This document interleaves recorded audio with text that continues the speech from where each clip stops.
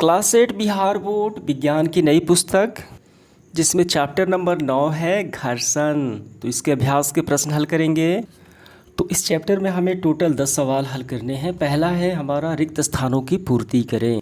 पहला सवाल है घर्षण एक दूसरे के संपर्क में रखी दो वस्तुओं के पृष्ठों के बीच डैश का विरोध करता है। क्या यह सही बात है? देखिए, घर्षण एक प्रकार का बल है जो दो सतहों के बीच सापेक्ष गति का विरोध करता है, यानी गति का विरोध करने वाला एक बल है। ठीक है, यानी दो पृष्ठ यानी दो सतह संपर्क में आते हैं और ये एक दूसरे की गति को रोकने की कोशिश करते हैं। ठीक, देखिए यहाँ पे स्पष्ट कहा गया है कि घर्षण संपर्क में रखे दो पृष्ठों के बीच सापेक्ष गति का विरोध करता है। गति का विरोध करने वाला बल है और घर्षण जो है वो पृष्ठ के संपर्क पर यानी पृष्ठ के प्रकृति पर निर्भर करता है। देखिए, हम चल पाते हैं किस वजह से? हमारा पैर और ज़मीन के बीच घर्षण होता है। अगर पूरी तरीके से ज़मीन चिकना हो तो हम नहीं चल पाते हैं। ठीक है, तो घर्षण किस पे डिपेंड करता है? तो सतह पे डिपेंड करता है। जितना चिकना होगा घर्षण बल कम लगेगा और सतह जितना रुखरा होगा तो घर्षण ज़्यादा लगेगा। ठीक, और घर्षण को एक गति का विरोधी बल भी बोला जाता है। ये गति का विरोध करता है। समझ में आ गया? और घर्षण कई प्रकार के होते हैं, हम आगे समझेंगे। तो यहाँ पे हमें क्या भरना है? हमें भरना है सापेक्ष गति। हमें भरना है गति। तो इस पहले में आपको भर लेना है गति। दूसरे में घर्षण पृष्ठों के डैश पर निर्भर करता है। हमने तो अभी देखा। देखिए यहाँ पे गौर कीजिए, घर्षण संपर्क में दो पृष्ठों के प्रकृति पर, यानी वो पृष्ठ कैसा है, चिकना है, रुखरा है, ठीक है, तो उस पर डिपेंड करता है। समझ में आ गया? तो ये आपका आंसर हो गया प्रकृति पर। ठीक, और देखिए प्रकृति पर और इन पृष्ठों के चिकनेपन अवस्था पर भी निर्भर करता है। तो हमें दोनों को लिख लेना है। तो यहाँ पे आपको कोष्ठ में दोनों लिख लेना है। ठीक है, घर्षण पृष्ठों के प्रकृति पर कोष्ठ में आपको लिख लेना है चिकनेपन पर निर्भर करता है। ग नंबर देखिए, घर्षण से डैश उत्पन्न होती है। देखिए, घर्षण से ऊष्मा भी उत्पन्न होती है। कैसे? मान लीजिए कोई वस्तु जो है गतिमान है, चल रही है बस का टायर, ठीक है, ज़मीन से जुड़ा हुआ है, तो उसमें गति होता है तो घर्षण लगेगा। जब अचानक ब्रेक लगाएगा तो उसमें क्या होगा? घर्षण होगा। तो इससे क्या होगा? ऊष्मा उत्पन्न होगी। ठीक है, ये गति का विरोध करते इसलिए उसमें ऊष्मा उत्पन्न होती है। तो हमें ग में भरना है ऊष्मा। ठीक, घ नंबर, कैरम बोर्ड पर पाउडर जो है छिड़कने से घर्षण जो है क्या हो जाता है? कम हो जाता है। फर्श चिकना हो जाता है, इससे घर्षण कम हो जाता है और कैरम बोर्ड ठीक आसानी से जो फिसलता है उस पर। अगर देखिए, सर्पी घर्षण स्थैतिज घर्षण से डैश होता है, तो ये क्या होता है? कम होता है। हमें भरना है यहाँ पे कम होता है।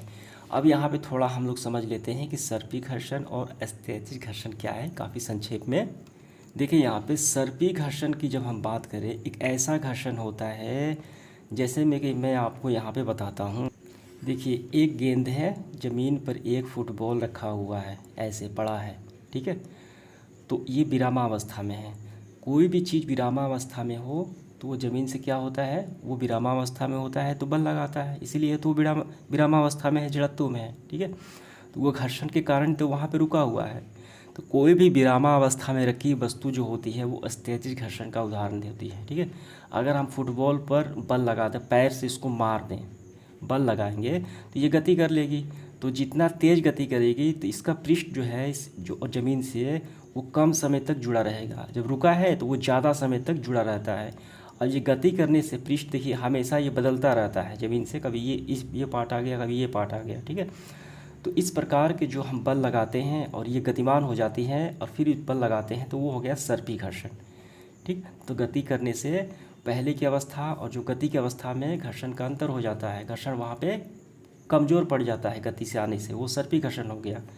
जब वो ज्यों के त्यों ज़मीन पर पड़ी हुई है, विरामावस्था में है, तो वो स्थैतिज घर्षण हो गया। ठीक है, तो कौन सा घर्षण सबसे ज़्यादा लगता है? स्थैतिज में हमेशा घर्षण बल सबसे ज़्यादा लगता है क्योंकि वो विरामावस्था में है। और सर्पी घर्षण ये गतिमान घर्षण का उदाहरण है। कोई भी जब वस्तु गति करती है तो उस पर सर्पी घर्षण लगते हैं। ठीक है, फुटबॉल को अगर हम मार दें तो गतिमान हो जाएगी, उस पर सर्पी घर्षण लगने लगेगा। इसीलिए यहाँ पे बोला गया है कि सर्पी घर्षण स्थैतिज घर्षण से कम होता है। देखिए यहाँ पर भी हम देख सकते हैं सर्पी घर्षण स्थैतिज घर्षण से कम होता है। सर्पी मतलब गतिमान घर्षण, स्थैतिज मतलब जहाँ दिखे कोई भी विरामावस्था में रखी वस्तु आपको समझना है, रुकी हुई, ठीक है, तो इससे ये कम होता है, इसमें ज़्यादा लगता है क्योंकि विरामावस्था में है, ठीक है, आपको भर लेना है कम। आगे बढ़ते हुए देखिए देखते हैं दूसरा सवाल। 4 बच्चों को लोटनिक, स्थैतिक तथा सर्पी घर्षण के कारण बलों को घटते क्रम में व्यवस्थित करने के लिए कहा गया। ठीक, यानी हमें नीचे की ओर बढ़ना है घटते क्रम में, पहले ज़्यादा लगता है, उसके बाद फिर उससे कम, फिर उससे कम, घटते क्रम में जाना है। ठीक है, इनकी व्यवस्था नीचे दी गई है तो हमें चुनना है। देखिए घटते क्रम की बात की जाए, जैसे कि हम बोल दें 5 4 3 2 1, तो हम तो घट रहे हैं। अगर 1 2 3 4 बोलें तो वो बढ़ रहे हैं। यहाँ पे कहा गया घटते क्रम में, इसका मतलब जो बड़ा है वो पहले हम लिखेंगे, जो सबसे ज़्यादा घर्षण लगाता है। तो हमने तो अभी देखा स्थैतिज घर्षण जहाँ भी दिखे वो विरामावस्था में है, कोई रुका हुआ वस्तु है, ज़मीन से जुड़ा हुआ है, उस पर ज़्यादा घर्षण लगेगा क्योंकि वो उसमें गति नहीं करता है। ठीक है, अब उसके बाद देखिए इससे थोड़ा सा कम लगेगा सर्पी में, इसमें गति लगता है बल देकर, कोई व्यक्ति बल लगाता है तो गतिमान हो जाती है, तो सर्पी घर्षण। और ये देखिए इस पर कोई भी बल नहीं लगाते, ये अपने आप जब कोई वस्तु लुढ़कती है, जैसे टायर जो हो गया ऊंची जगह से, ठीक है, ये अपने आप कोई वस्तु का लुढ़कना वो लोटनी घर्षण कहलाता है। तो सबसे कम लगता है इसमें, सर्पी से भी सबसे कम लगता है इसमें। समझ में आ गया, सबसे ज़्यादा घर्षण बल इसमें स्थैतिक में, उसके बाद सर्पी में हम बल लगाते हैं, और ये अपने आप होता है लोटनिक, ठीक है, लुढ़क कर, जैसे कि पहिए का नाचना। समझ में आ गया, ये ऑप्शन नंबर सी हमारा हो जाएगा।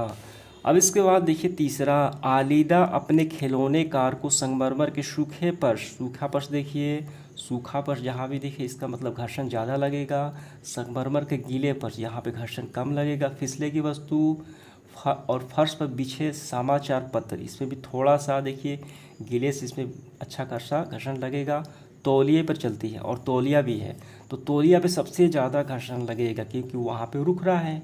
ठीक, तो कार के विभिन्न पृष्ठों पे लगे घर्षण बल का बढ़ता क्रम बताना, यानी सबसे पहले देखिए 1 2 3 4, सबसे छोटा ये है, उसके बाद ये बड़ा, उसके बाद ये बड़ा, हमें बढ़ते क्रम में बताना है, यानी सबसे छोटी पहले लिखनी है, जो सबसे ज़्यादा घर्षण लगेगा उसको लास्ट में लिखना है।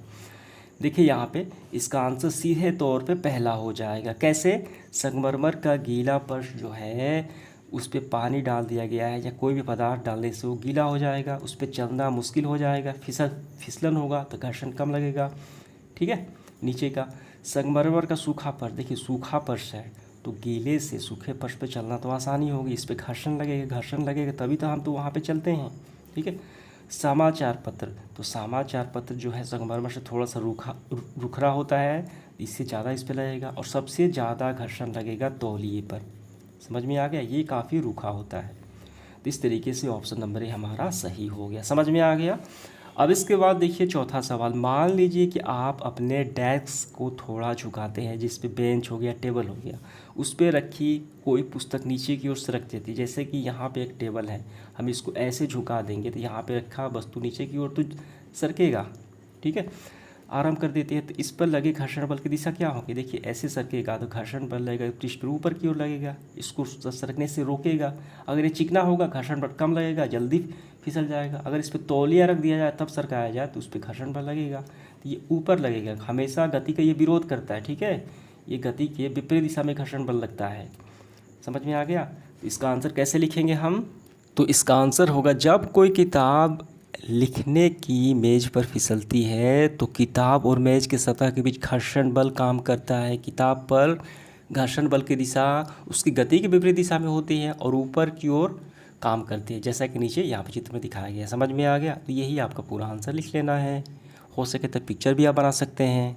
देखिए पाँचवा सवाल क्या कहता है कि मान लीजिए दुर्घटनावश साबुन की बाल्टी से भरी, ठीक, साबुन से भरी बाल्टी संगमरमर किसी फर्श पर उलट जाए, टाइल्स पर उलट जाए, ठीक है, अचानक दुर्घटनावश ज़मीन पर। ये गीले फर्श पर आपके लिए चलना आसान होगा या कठिन, अपने उत्तर का कारण। देखिए गीले फर्श पर हमें चलना मुश्किल हो जाएगा, वहाँ पे फिसलन होगी, घर्षण बल काम नहीं करेगा। सूखे फर्श पे चलना और क्या होगा, आसान हो जाता है।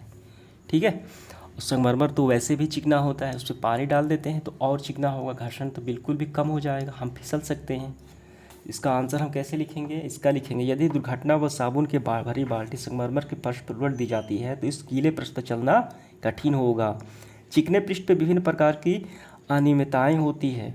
दो पृष्ठों की अनियमितताएं पृष्ठ में युग्म बनाती है। जैसे कि हम एक दूसरे पृष्ठ पर गति करने का प्रयास करते हैं तो कुछ ही बल लगाना पड़ता है, चूँकि घर्षण बल काम होता है, इसलिए फिसलने की संभावना बहुत अधिक हो जाती है। यहाँ पे घर्षण बहुत कम हो जाता है। समझ में आ गया? तो यही आपका आंसर हो गया।